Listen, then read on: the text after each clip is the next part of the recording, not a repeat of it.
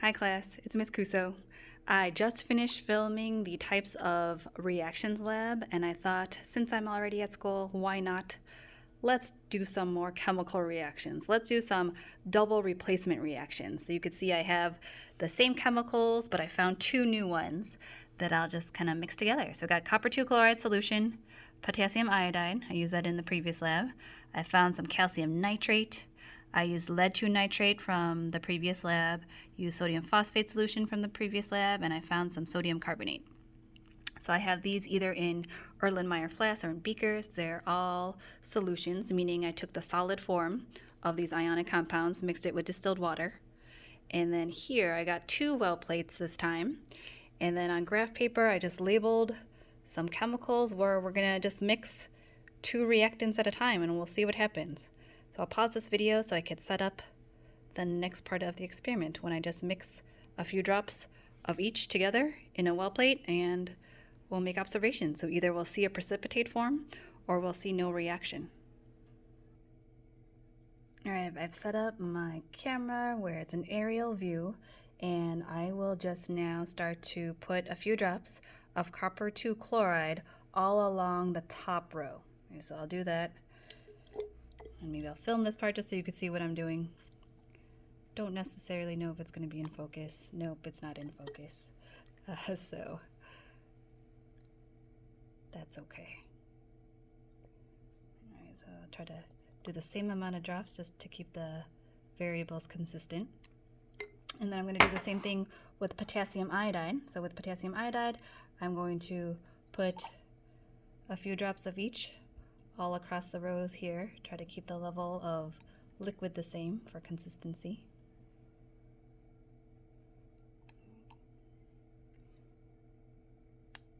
And then you probably don't want to watch me do this the entire, 4 more times. So just setting this up, I'm going to do the same thing with calcium nitrate, with the lead 2 nitrate, sodium carbonate, and sodium phosphate. So at this time, I'll pause the video and fill this out. All right, so I have filled in all the solutions across. Okay, so here, right here, that says sodium phosphate. There's sodium phosphate all across here. And I actually did one extra one when I paused the video. I did one extra one just so you could see the original color. Okay, so then now what I'm going to do next is I'm going to take the potassium iodide in this column and I'm going to drop a few drops in each of these vertical columns. So let me just pause the video so I can maybe put an arrow here so it's easier to follow. All right, so I made a slight adjustment. I just put 2 Post-its here so you could see which chemicals were reacting. We're going to do everything with copper 2 chloride, the first row, and then we're going to do, actually we're not going to do everything copper 2 chloride. We're going to first do everything potassium iodide. Okay, so we're not actually going to do everything copper 2 chloride because that's already there. Instead, I'm just going to move this arrow here up and down so you could see which chemicals I'm mixing. So I'll start with potassium iodide, and what I'll do is I'll put potassium iodide in all of these columns here. Okay, so I got potassium iodide, drop a few in the copper 2 chloride. Then I'll move this arrow down, drop a few in the potassium iodide. And so potassium iodide, nothing should happen. Then here with calcium nitrate. Over here with lead 2 nitrate, which we've seen before in the types of reactions lab. Then over here with sodium carbonate. And the last one with sodium phosphate. All right, so just to recap, I took potassium iodide, this vertical column here, and I put a few drops in each of these wells, and each of these wells has these chemicals in blue on the left.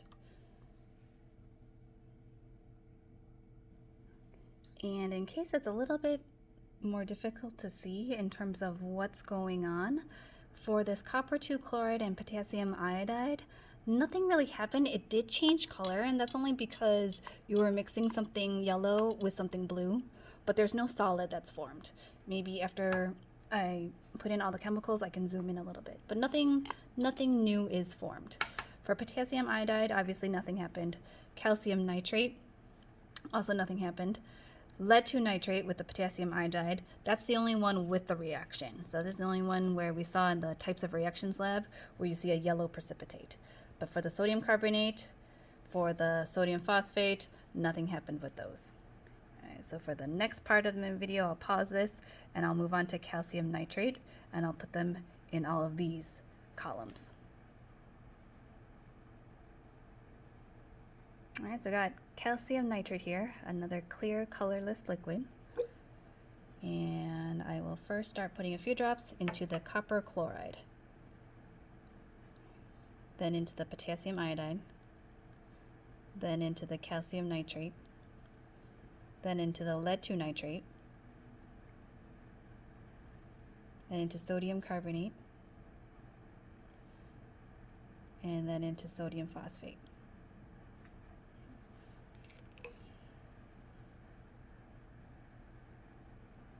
All right, with the calcium nitrate samples, just to kind of show you what I see, or I'll just talk about what I see.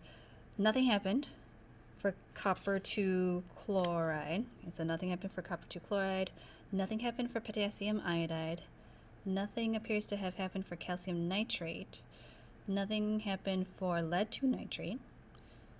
There is something that has formed for the sodium carbonate. It's hard to see, so I'm going to change out the background after I talk about the last one. But as you can see here, you can't really see the lines of the graph paper that well, so something did happen with sodium phosphate. So I'm going to pause the video, and I'm just going to, actually I don't need to pause the video, I just cut out a sheet of black paper and I'm going to put it underneath to provide a little bit more contrast. So right here you can see with the sodium phosphate and the calcium nitrate, there's now a white cloudy type of substance that has formed. We would call this a white precipitate. So there was a reaction between sodium phosphate and calcium nitrate. And then with the sodium carbonate, it's a little bit harder to see. And again, maybe I'll zoom in at the end of all these reactions, but there's a little bit of white precipitate in the middle, a little bit that has formed. But as you can see for the other ones, no precipitate has formed. So for all the other ones, there was no reaction. All right, so I'm going to remove this paper and move on to lead 2 nitrate. All right, so I'm going to get the lead 2 nitrate that I used in the previous lab, another clear colorless liquid, and then I'm going to put a few drops in this third column here. All right, so we'll see what happens. So with copper 2 chloride, with potassium iodide, calcium nitrate, lead 2 nitrate, sodium carbonate, sodium phosphate. Okay. Let me just kind of go through what I see with you here. For the first one, looks like with lead 2 nitrate and copper 2 chloride, looks like there was something that was formed. I think it's going to be easier to see when I change the background. Definitely yellow precipitate for the potassium iodide one. Calcium nitrate, nothing happened. Lead 2 nitrate, nothing happened, which makes sense. There is a little bit of precipitate that did form with the sodium carbonate. I'll change the background after I talk about this one. So with lead 2 nitrate and sodium phosphate, there was a white precipitate formed. So as you can see, you can't really see the graph paper lines underneath. So I'm going to change out the background just to provide more contrast.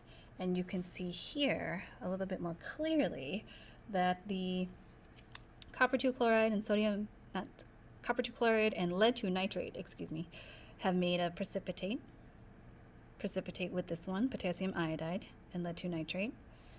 Nothing happened here, nothing happened here. Sodium carbonate, you can see this little white cloud that was produced. So this is a white precipitate, and definitely for sodium phosphate and lead 2 nitrate, another white precipitate was formed.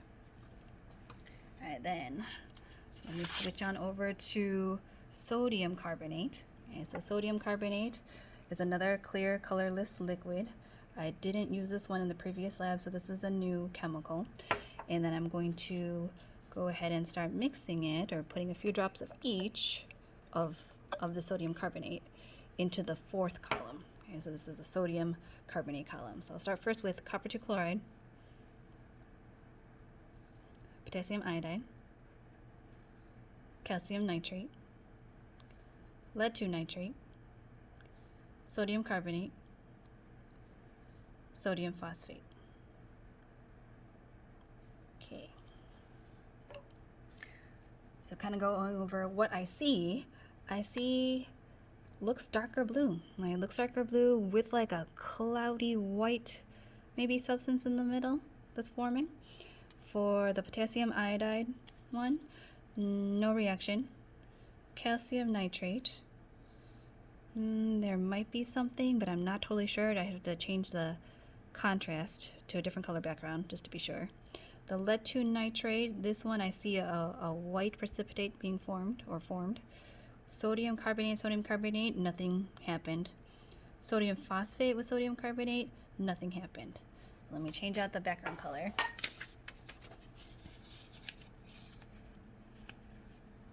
And things are a little bit easier to see. So for the copper 2 chloride and sodium carbonate, I see a precipitate. Nothing with potassium iodide. Nothing with calcium carbonate. White precipitate with the lead 2 nitrate and sodium carbonate. Nothing with sodium carbonate, and nothing with sodium phosphate. So there is one part that I did want to point out. For the calcium nitrate and sodium carbonate one, even by me looking at it a little bit closer, nothing appears to have changed. Okay, so nothing appears to have changed, but according to solubility rules, there should have been a precipitate here. So there should have been like a white precipitate that should have formed, but it didn't. And we could talk about error analysis probably at the end of this video if I don't forget about it. So just keep that in mind. So this is something that goes against our expectations according to those solubility rules. Okay, so I'm going to remove this. And then, oh, I forgot to take a picture. Let me pause for a second so I could take a picture of this. All right, now we're on the very last column here, sodium phosphate. So sodium phosphate we used in the types of reactions lab. It's another clear colorless liquid. And I'm just going to put a few drops in the second to last column so we can see what happens with copper 2 chloride, potassium iodide, calcium nitrate, lead 2 nitrate, sodium carbonate, and sodium phosphate. All right, so I'm gonna go through what I see with you. For the copper 2 chloride and sodium phosphate, I do see something forming. Looks like another either light blue or maybe white colored precipitate. All right. With potassium iodide, I don't see anything. With calcium nitrate and sodium phosphate, I'm not totally sure. I think I might see something, but I'd have to change the background to be sure. Definitely see a white precipitate with the lead 2 nitrate because I can't see the graph paper lines anymore. Nothing with sodium carbonate, and then nothing with sodium phosphate. And again, this very right column here, those are all the individual solutions that I have in blue on the left. So let me change the background color so we can see what possibly changed.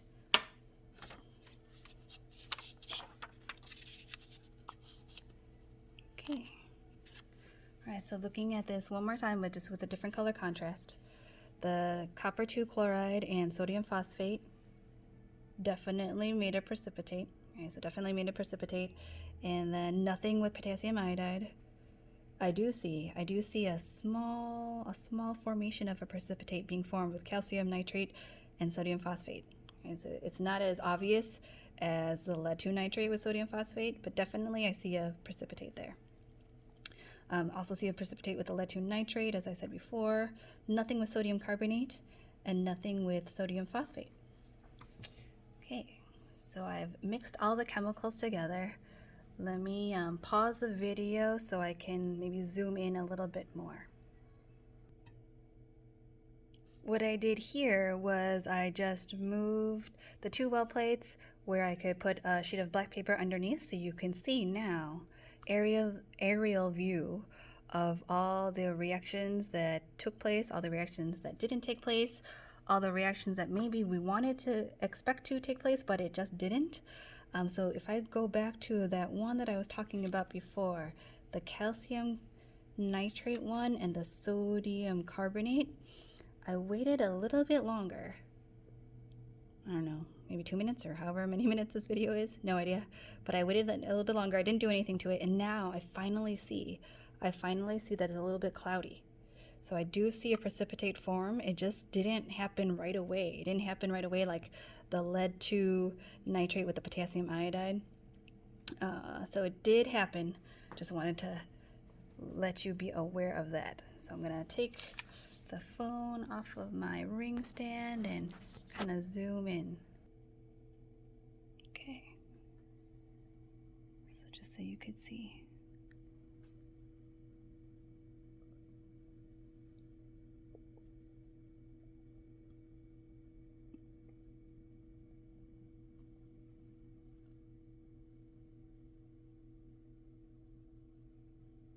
I didn't really zoom in any particular order, but hopefully you get the idea that for some double replacement reactions, they happen. Right, so if they happen, it's going to look a little bit cloudy.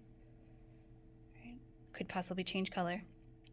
For some reactions that don't happen, it just stays as a transparent liquid.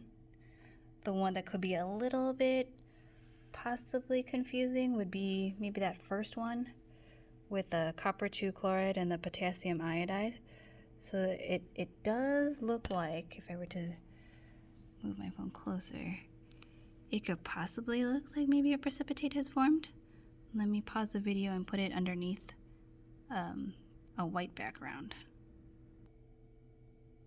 I took out the black construction paper underneath. Maybe if I zoom in a little bit. So if I were to kind of describe what I see a green liquid, but I can still see like the graph paper underneath versus something like this yellow solid that's formed. Like I can't see the graph paper underneath, can't see the graph paper underneath for the other precipitates, but I can for the copper 2 chloride and the potassium iodide one. It looks a little bit cloudy, but not compared to the clearly formed precipitates.